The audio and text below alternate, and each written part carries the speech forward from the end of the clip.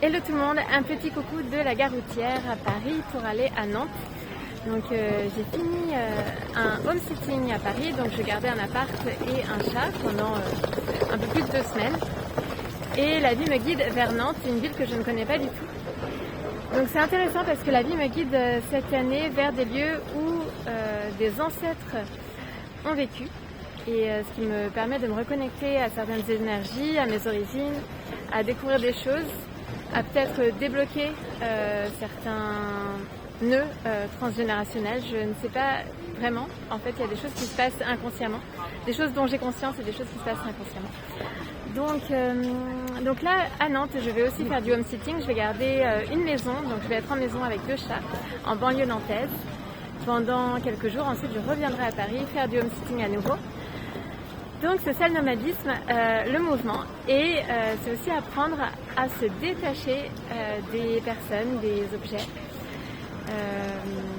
à apprécier en fait chaque moment dans le présent, à apprécier les objets, les personnes qui sont dans notre vie et apprendre aussi à s'en séparer. Je dis ça parce que dans le métro, là dans le trajet que j'ai fait en métro pour aller à la gare routière, en fait j'ai perdu un vêtement, j'ai perdu une petite doudoune que j'avais acheté d'ailleurs en seconde main avant d'aller en Inde en 2022, fin 2022.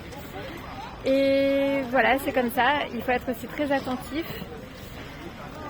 parce que quand on est nomade comme ça, nomade en sac à dos, ou, voilà, nomade ou minimaliste, en tout cas on a l'essentiel, le minimum. Chaque chose a sa valeur. Et a une grande valeur puisque en général on n'a qu'un exemplaire de cette chose-là et donc il faut y faire très attention. Donc ça permet vraiment de redonner le fait de vivre avec l'essentiel. On redonne, on accorde beaucoup plus d'importance et de valeur à chaque chose. Voilà, et puis là j'ai perdu ce vêtement, mais c'est pas bien grave. Donc c'est parti pour du home sitting à Nantes. Donc je ne connais pas cette ville. En fait ça s'est fait de façon assez inattendue. Je pensais pas spécialement j'avais pas spécialement prévu d'aller à Nantes, mais j'ai trouvé donc un home sitting sur la plateforme Nomador. Et ça s'est fait comme ça. J'ai été guidée à faire cette recherche sur Nomador. J'ai regardé un petit peu différentes régions. Et j'ai vu qu'à Nantes, il y avait un home sitting qui correspondait à mes dates. J'ai postulé et ça s'est fait très facilement. Et puis ensuite, quand j'étais à Caen, je faisais du home sitting. Il y avait des posters de Nantes dans l'appartement. Donc je trouvais ça marrant. Donc ça a été une confirmation comme quoi c'était le chemin. Je suis bien guidée vers Nantes.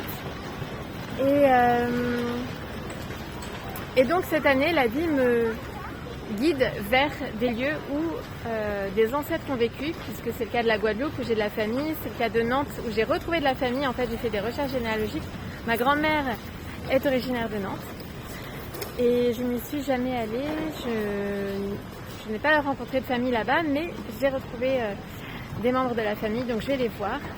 Ça va être intéressant et ça peut permettre de débloquer certains nœuds, certains blocages transgénérationnels. Je pense qu'il se passe des choses inconsciemment.